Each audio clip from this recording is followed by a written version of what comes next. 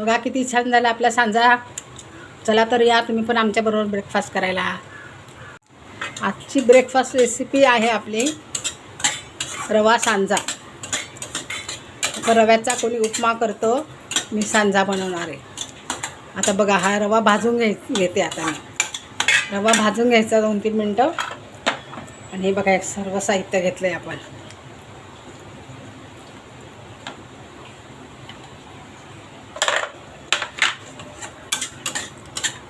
भाजला आहे तो काढून घेऊ आपण. आता कढईमध्ये आपण तेल टाकून घेऊ.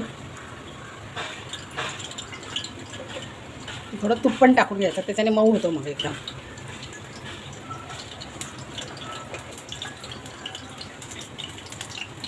त्याच्यामध्ये आपण मोहरी टाकून घेऊ.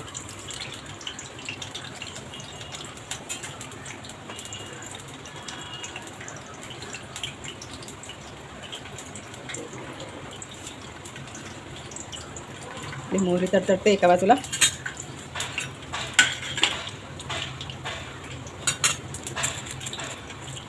बघा बारीक किसलेलं आलं आहे, बारीक कापलेलं आलं आहे बघा.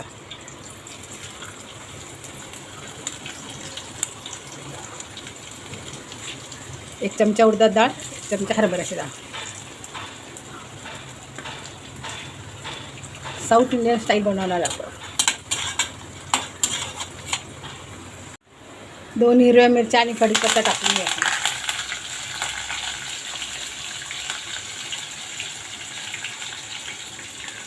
आता कांदा टाकून घेऊ आपण.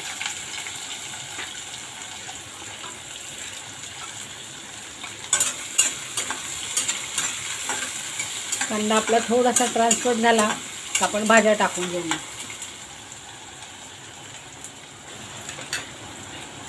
कॉर्न बॉईल करून घेतलेले आहेत.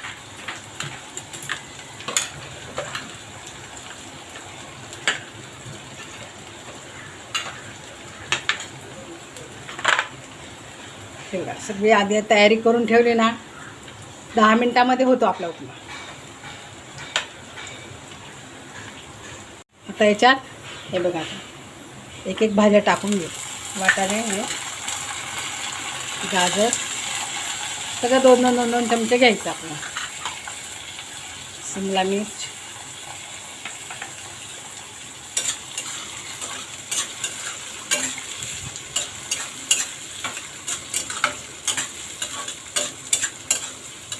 असं परतून घेऊ आपण. हे त्यामध्ये कॉर्न पण घेतला, बॉईल केला आहे मी कॉर्न.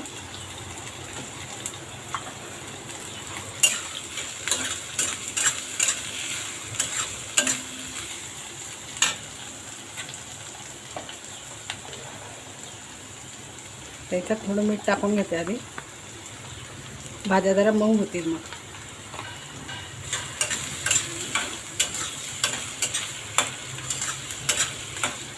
एक मिनिट आपण भाज्या वाफून घेऊ. बघा आपल्या भाज्या छान वाफल्या गेल्या आहेत. फोडणी थोडी कोथिंबीर टाकायची. त्याच्यात मी हळद टाकणार आहे. मला व्हाईट नाही करायचं, मला पिवळा करायचा आहे.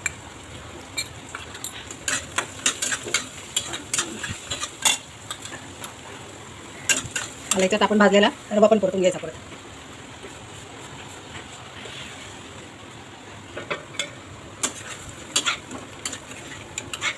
आता याच्यात आपल्याला उकळलेलं पाणी टाकायचं आहे. फक्त तुम्ही सांभाळून टाका, नेहमी करत असाल तर काही प्रॉब्लेम नाही. थोडा गॅस बारीक करायचा.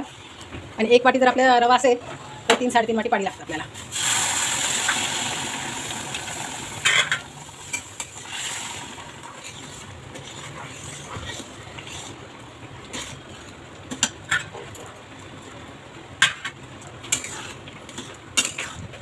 छान झाकून ठेवू आपण बारीक गॅसवर. होईल बघा किती छान झाला आपला उपमा. परफेक्ट प्रमाण बघा किती छान दिसतोय.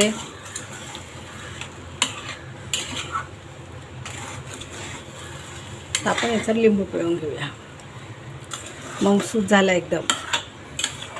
आता ह्या वेळेस मीठ बघून घ्यायचं, कमी असेल तर तुम्ही टाकू शकता मीठ. मग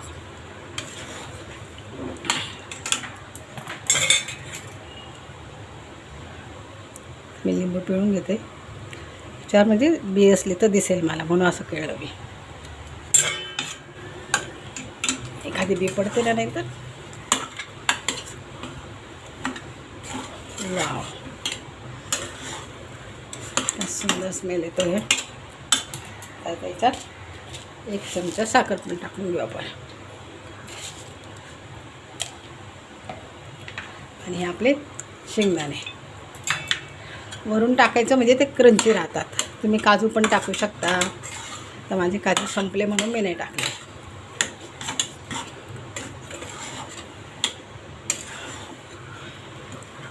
किती छान झाला बघा आपला उपमा. 5 मिनिट आपण वाफवून देऊ.